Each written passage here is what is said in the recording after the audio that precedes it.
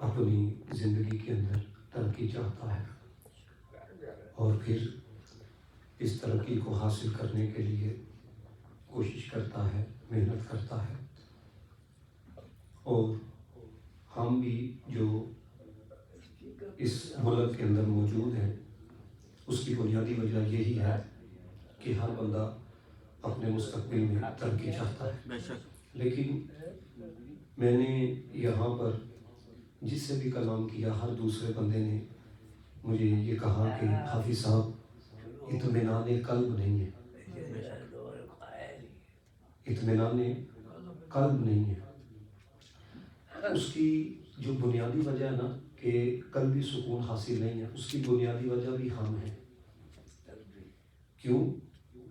اس لیے کہ جب بنانے والے نے خود کہہ دیا ہے کہ اطمینان قلب اس شے کے اندر ہے. بنانے والے نے دیکھیں کوئی موبائل بناتا ہے نا تو اس نے نشانیاں دی ہوئی ہیں، یہ بٹن دبائیں گے تو کال کٹ ہو جاتی ہے، یہ بٹن دبائیں تو کال ریسیو ہو جاتی ہے، کیونکہ وہ بنانے والا ہے. تو ہم لوگوں کا قصور کیا ہے کہ ہم لوگوں نے نرم بسترے پر آ جانے کو سکون سمجھا. ہم لوگوں نے عالی شان گاڑی خرید لینے کو سکون سمجھا.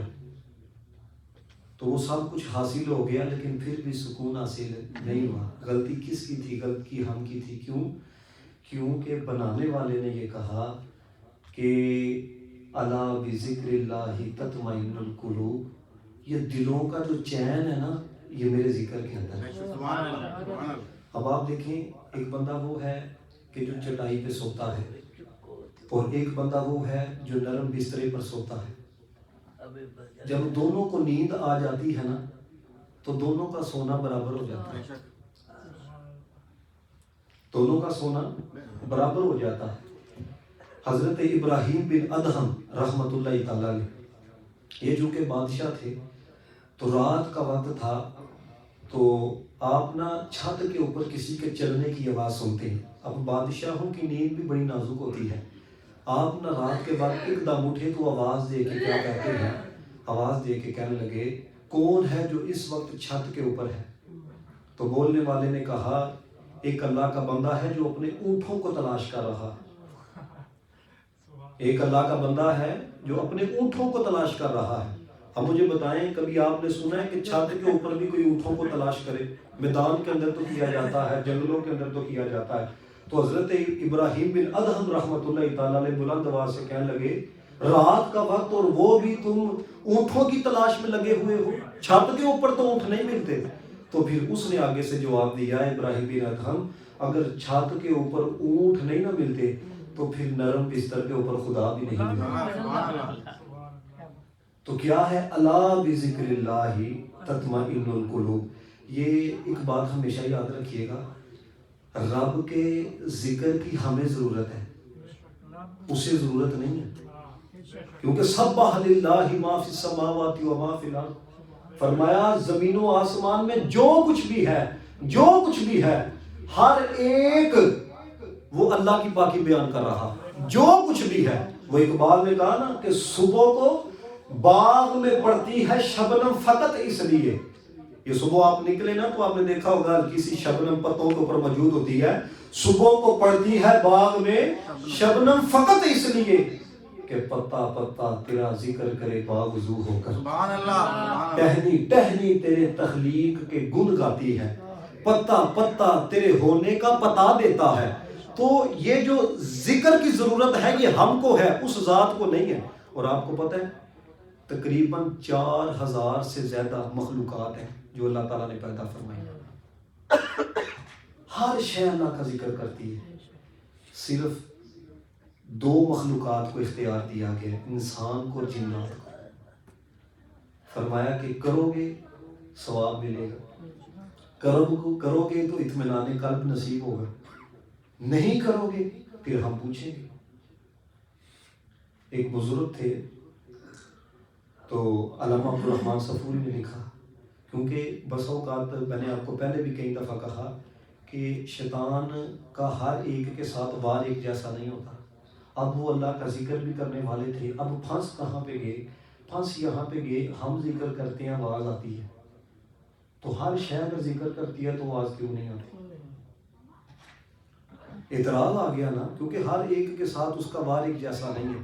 اب اللہ تعالیٰ جب اپنے بندوں کی رہنمائی فرماتا ہے، کیونکہ جس کو اس نے بچانا ہو نا، اسے کوئی گمراہ نہیں کر سکتا۔ شیطان جتنا مرضی اپنا وار چلائے، شیطان جتنا مرضی وہ کوشش اور محنت اور اپنے چیلے اس کے پیچھے لگائے، بس جس کو اس نے ہدایت عطا کرنی ہے نا، راہ راست پہ لانا ہے، ساری کائنات بھی اس کے پیچھے لگ جائے تو یاد رکھنا اس کا کچھ بگاڑ نہیں سکتا۔ یہاں پہ ایک بات میں آپ کو سنا، کشمیر کے آپ کو پتہ ہے میاں محمد بخش صاحب رحمۃ اللہ تعالیٰ علیہ، آپ نا لسوڑے کے درخت کے نیچے موجود تھے، تو اب دیکھتے کیا ہیں کہ ایک نا فاختہ ہے، اس نے نا انڈے دے رکھے ہیں، اب ایک شکاری آیا، اس نے نشانہ باندھا۔ اب آپ کو پتا پرندوں کو اللہ تعالیٰ نے نا بڑی حس دی ہوتی ہے، اب اس نے جب نشانہ باندھا نا تو اس فاختہ نے دیکھ لیا کہ اب یہ تیر میری طرف آئے گا، اب اس نے اڑنے کی کوشش کی، اب اوپر کیا تھا؟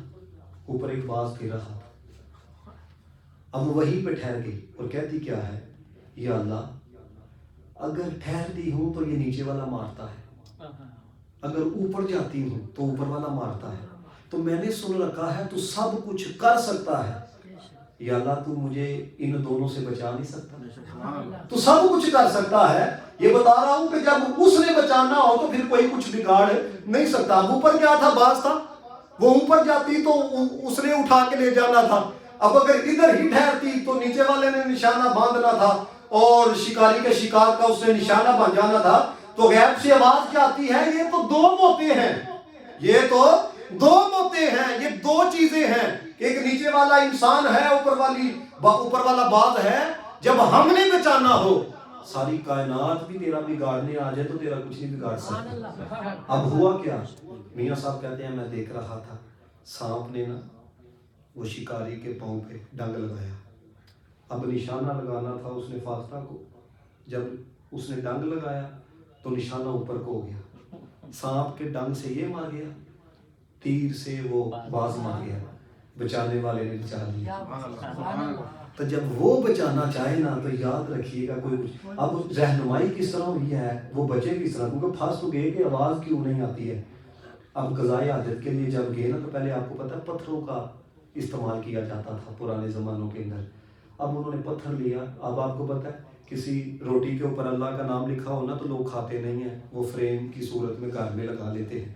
اب اس سے جب اللہ کی آواز آنے لگی، ذکر اللہ کی آواز آنے لگی ہے، انہوں نے پھر وہیں پہ رکھ دیا، پھر دوسری چیز کو اٹھایا، پھر ذکر اللہ کی آواز آنے لگی۔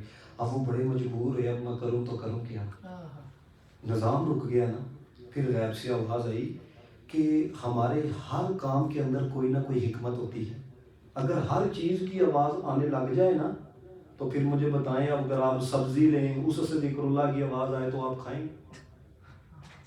آپ جوتی پہننے لگیں اس سے اگر ذکر کی آواز آئے تو آپ پہنیں گے؟ تو فرمایا یہ جو سماعت تک پہنچنے کے لیے ہم نے آواز کو روکا ہوا ہے نا، یہ اس لیے روکا ہوا ہے کہ تمہاری زندگی کا نظام چلتا رہے۔ اندازہ کریں یہ بھی انسان کا بلا ہے، یہ بھی انسان کے لیے ہے، اس لیے آواز آتی ہے کہ اے بندے سب کچھ تیرے واسطے، تو میرے واسطے، سب کچھ تیرے واسطے۔ اب جب یہ رہنمائی ہوئی تو سجدے کے اندر چلے گئے تو کہتے کیا ہے؟ کہتے ہیں یا اللہ آج بالکل یقین ہو گیا کہ کائنات کی ہر شے جو ہے وہ تیرا ذکر کر رہی ہے، تو کائنات کی ہر شے ذکر کرتی ہے۔ اور یاد رکھیے گا، یہ بڑی توجہ رکھیے گا اس بات کی طرف، آپ نا جو بندہ $10,000 بھی کماتا ہے نا لیکن وہ اپنے رب سے غافل ہے، آپ کبھی اس کے ساتھ بیٹھ کر کے دیکھ لیں، وہ کہے گا یار میں پریشان ہوں، پتہ نہیں چلتا، ادھر سے آتے ہیں ادھر چلے جاتے ہیں، ادھر سے آتے ہیں، کچھ سمجھ نہیں آتی۔ سمجھ اس لیے نہیں آتی کہ تم نے سمجھا ہی نہیں۔ وَمَنْ آرَدَ، یہ سنو ذرا، وَمَنْ آرَدَ عَنْ ذِكْرِي فَإِنَّ لَهُ مَعِيشَةً ضَنْكَ، اللہ فرماتا ہے جو میرے ذکر سے روح گردانی کرتا ہے نا، فرمایا پھر میں اس کی معیشت کو تنگ کر دیتا ہوں۔ فَإِنَّ لَهُ مَعِيشَةً ضَنْكَ وَنَحْشُرُهُ يَوْمَ الْقِيَامَةِ أَعْمَى، فرمایا کل قیامت والے دن پھر ہم اس کو اندھا اٹھائیں گے تو وہ عرض کیا کرے گا قال ربی لما حشرتنی اعمی وقد کنت بصیرا، یا اللہ میں تو دیکھنے والا تھا، مجھے اندھا کیوں کر دیا؟ پھر اللہ فرمائے گا تیرے پاس میری نشانیاں آئی تھی فنسیتھا، تم نے بھلا دیا۔ یہ جو میں آپ کے سامنے گفتگو کر رہا ہوں یہ کیا ہے کہ اگر آپ نے یہاں سے سنی، اگر یہاں جگہ نہیں دی تو ہم بھی پھر اسی کیٹیگری کے اندر آتے ہیں۔ پھر اللہ فرمائے گا وَكَذَلِكَ نَجْزِي مَنْ أَسْرَفَ، فرمایا پھر ہم یہی حال کریں گے۔ کیا کہ اگر تجھے پرواہ نہیں ہے نا تو پھر یاد رکھنا تجھے بھی فراموش کر دیا جائے گا۔ وَكَذَلِكَ نَجْزِي مَنْ أَسْرَفَ، فرمایا پھر ہماری حدودوں کو جو توڑنے والا ہوگا نا ہم اس کا یہی حال کریں گے، در بدر کی ٹھوکریں اسے پروائیں گے، اس کی معاشرے کے اندر کوئی عزت، کوئی مقام اور کوئی حیثیت۔ یہ یاد رکھیے گا اللہ تعالیٰ سے نا لوگ کثیر مانگتے ہیں، کثیر نہ مانگو، برکت مانگو۔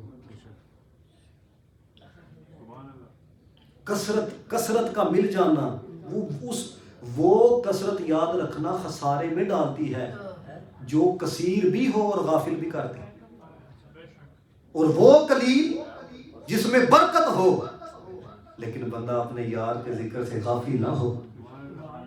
یہ کچھ لوگوں کو برکت سمجھیے، یہ جو سود کا کاروبار کرتے ہیں نا، کبھی آپ ان سے بحث کر کے دیکھیں، ان کے پاس 20 دلائل ہوتے ہیں، وہ کہتے ہیں بھائی آپ کو 100 کا 200 مل رہا ہے تو یہ کیا ہے؟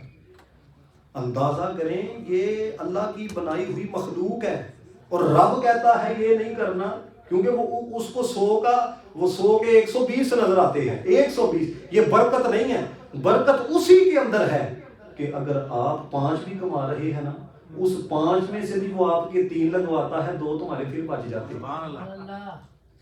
کبھی آپ عقلی طور پہ حضرت ابراہیم بن ادم کے ساتھ ایک بندے نے بحث کی، اس نے کہا جی یہ برکت کی مجھے سمجھ نہیں آتی ہے، آپ کہتے ہیں جی قلیل میں برکت، قلیل قلیل ہے، کثیر کثیر ہے۔ تو حضرت ابراہیم بن ادم نے کہا بتاؤ کہ کتیا بچے زیادہ دیتی ہے یا بکری بچے زیادہ دیتی ہے؟ اس نے کہا جی کتیا دیتی ہے۔ تو آپ نے اسے فرمایا یہ بتاؤ کہ روزانہ کی بنیاد پر بکری کے بچوں کا گوشت کھایا جاتا ہے یا کتیا کے بچوں کا کھایا جاتا ہے؟ اس نے کہا جی بکری کے بچوں کا کھایا جاتا ہے۔ تو آپ نے کہا یہ بتاؤ بچے بھی کتیا زیادہ دیتی ہے، گوشت بھی بکری کے بچوں کا کھایا جاتا ہے، تو بتاؤ کتیا کے بچوں کا ریوڑ نظر آتا ہے یا بکری کے بچوں کا ریوڑ نظر آتا ہے؟ اس نے کہا جی بکری کے بچوں کا آتا ہے۔ تو آپ نے فرمایا اسی کو برکت کہا جاتا ہے، روزانہ کی بنیاد پر کھایا جا رہا ہے، روزانہ کی بنیاد پر خلق خدا جو ہے وہ اپنے استعمال میں اس کے گوشت کو لا رہی، لیکن برکت۔ پھر اس نے سوال کیا، اس نے کہا یہ برکت کس وجہ سے ہے؟ ادھر رکھو توجہ، بڑی مہربانی ہوگی، یہ یاد رکھنا۔ اصل میں بات یہ ہے کہ پھر جب توجہ نہیں نہ ہوتی تو بندہ بہت ساری چیزوں سے محروم ہو جاتا ہے۔ یہ کہا جی برکت کس وجہ سے؟ کہا برکت اس وجہ سے ہے رات کے وقت پر ہی نا یہ بکری سوتی ہے، اور جب صبح فجر کا وقت قریب آتا ہے نا، جب رحمتوں کا نزول ہوتا ہے تو یہ اٹھ جاتی ہے، رب کا ذکر کرتی ہے، تو یہ کتیا ساری رات بھونکتی رہتی ہے، جب رحمت کے نزول کا وقت آتا ہے نا فجر کے قریب تو یہ سو جاتی ہے، تو پھر رحمتوں کا حصول اور برکتوں کا حصول بکری کو نصیب ہو جاتا ہے۔ اور یہی حال ہمارا ہے، یہی حال ہمارا ہے، ساری رات ہم جاگتے رہیں گے، فجر کا وقت آئے گا تو ہمیں نیند آ جاتی ہے۔ یہی بنیادی وجہ ہے، نہ مال میں برکت رہی، نہ اولاد میں برکت رہی، نہ رشتوں میں برکت رہی ہے۔ کیوں؟ کیونکہ وہ جو برکت لینے کا وقت تھا وہ تو سو کے ہم نے گزار دیا۔ اس بندے کی کیا زندگی ہے جس بندے کے زندگی کے اندر فجر نہیں ہے؟ بتاؤ۔ یقین یہ جو فجر کی ادائیگی نہ کرتا وہ فجر کی ادائیگی کرے اور پھر اپنے پچھلے دن کے ساتھ وہ ملائے کہ پچھلے دن فجر نہ پڑی تھی تو میری کیفیت کیا تھی، اور آج میں نے فجر پڑھی ہے تو میری کیفیت کیا ہو۔ آپ کو پتہ چلے گا اتنا بوجھ بندے کا ہلکا ہوتا ہے فجر پڑھ کے۔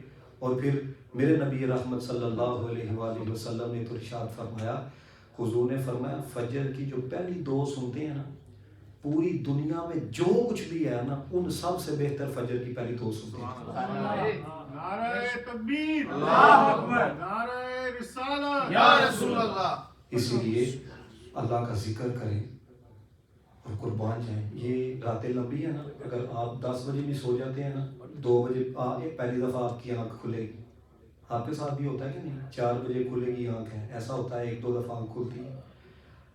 میں نے آج ہی روایت پڑھی, میرے نبی پاک نے فرمایا کل قیامت والے دن ایک شخص کو لایا جائے گا, اعمال تولے جائیں گے, حکم ہوگا برائیاں زیادہ ہیں, جنم کی آگ کی طرف لے کے چلا جائے. اب وہ نا اللہ کے خوف کی وجہ سے ٹھٹھ رہا ہوگا, کانپ رہا ہوگا, میرے ساتھ کیا ہوگا.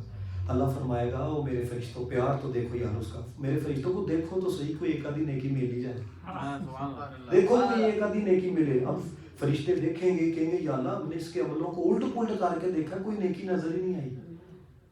اب اندازہ کرنا یہ فرشتے ہیں جو ہر وقت تمہارے ساتھ رہتے ہیں, یہ کیا کہیں گے یا اللہ ایک بھی نظر نہیں آئی. اللہ فرمائے گا میرے پاس اس کی ایک نیکی ہے. کہیں گے یا اللہ ہمیں تو نظر نہیں آئی. اللہ فرمائے گا یہ سردیوں کی رات تھی, میرا بندہ اٹھا تھا تو اس نے نا میرا ذکر کرنے کا ارادہ کیا تھا, لیکن کیا تھا پھر نیند غالب آ گئی, پھر یہ سو گیا. بس اس نے جو ارادہ کیا تھا نا, وہ ارادہ ہی اتنا پسند آیا ہے کہ ہم نے اس کے نصیب میں جنت لکھ دی. نعرہ تکبیر, نعرہ رسالت. اتنا کریم اور اتنا رحیم یاد رکھیں, کوئی مل نہیں سکتا. دل تو کیا چیز ہے, ہم روحوں میں اترے ہوتے, تم نے چاہا ہی نہیں چاہنے والوں کی طرح. خوب یاد کرو اپنے اللہ کو, خوب اپنے رب کا ذکر کرو. جس طرح میں نے پہلے بھی آپ کو کئی دفعہ, اطمینان قلب نہیں نا تو یاد رکھنا آپ کی زندگی عذاب ہے. بے شک. اگر دل کا سکون نہیں نا تو آپ کی زندگی عذاب ہے. اور میں اکثر کہتا ہوں لوگ, دیکھو زندگی ایک دفعہ ملتی ہے, اگر دوسری دفعہ ملتی ہوتی تو لوگ یقین کریں وہ دوسری کی جد و جہد کے اندر لگ جاتے کہ دوسری دفعہ بھی مل جائے. ایک دفعہ تو اس لیے اس کو حدود اللہ کے اندر رہ کے گزارو, اپنے رب کو یاد کر کے گزارو. لوگوں نے یہ یہاں کا جو سسٹم ہے نا, لوگوں نے وہ سمجھ لیا جی دین بہت پابندیاں لگاتا ہے, دین تو یہ کرتا ہے, دین یہ کرتا ہے, دین یہ کرتا ہے. اور بھائی اگر تم شراب پیتے ہو, آپ اندازہ کرو رب کا کیا بگڑتا ہے. سوچا کبھی آپ نے, اگر آپ کو یہ 200 کا 300 مل رہا ہے, اس کا کیا بگڑتا ہے. مجھے ایک بندہ لا کے بتا دیں, ایک بندہ لا کے بتا دیں جو رب رسول کے حکم کے خلاف چلتا ہو اور وہ آپ کو یہ کہے کہ رات کو جو نیند آتی ہے نا وہ مجھے بڑے سکون سے آتی ہے. ایک بندہ مجھے لا کے دکھا دیں. وہ کہے گا نہیں بھائی, صبح و شام اللہ. دیکھو انسان کا نا ایک سسٹم ہے. یہ کبھی آپ نے طیارہ دیکھا, ڈرون طیارہ, وہ کیا ہے پیچھے وہ سسٹم ہوتا ہے, وہ اس نے کہنا ادھر بٹن دبانا ہے, پھر وہاں پہ جو ہے نا اس نے کارروائی کرنی ہے, واپس آ جانا ہے. اچھا ایک طیارے پر اگر ایک بندے کا کنٹرول ہو جائے, جہاں چاہے اس کو روکتا ہے, جہاں چاہے کارروائی کرواتا ہے, جہاں چاہے اس کو اتار دیتا ہے, تو آپ کیا سمجھتے ہو جس نے کائنات بنائی ہے اس کا آپ پہ کوئی کنٹرول نہیں. میں اکثر کہتا ہوں بھائی یقین جانو, اگر اس نے اپنا ذکر کروانا ہو نا, اب بھی یہ زمین ہی دینا, آپ سارے کلمہ پڑھنے لگتے, کلمہ پڑھتے ہو آپ چلے جاؤ. لیکن کیا ہے, پھر میں نے کہا اس نے اختیار دیا ہے, کر لو گے ٹھیک ہے, نہیں کرو گے تو پھر ٹھیک ہے, پھر یہ آپ ہی کا فیصلہ ہے. پھر ایک بات یاد رکھنا خدا کا واسطہ ہے, اگر غفلت کی وجہ سے زندگی بے چین ہو جائے نا تو خدا کے گلے نا لوگوں کے سامنے کیا کرو. یہ جو میں بات کرنے لگا ہوں یہ یاد رکھنا. واصف علی واصف کی جب میں قبر پہ حاضری دینے کے لیے گیا نا, تو ایسے ایک جو ہے نا پیج کے اوپر ایک بڑا سونا جملہ لکھا ہوا تھا. اس نے کہا کہ رب سے گلہ, یہ جو لوگوں کے سامنے گلہ کرتے ہو نا, دراصل یہ رب سے گلہ کرنا ہوتا ہے. تو اس لیے اپنا قصور مانو, اس کے ذکر کے اندر زندگی گزارو, چین عطا کرے گا, اولاد کو آپ کا فرما بردار بنائے گا, سکون کی زندگی گزار کے جاؤ. اللہ تعالیٰ عمل کی توفیق عطا فرمائے.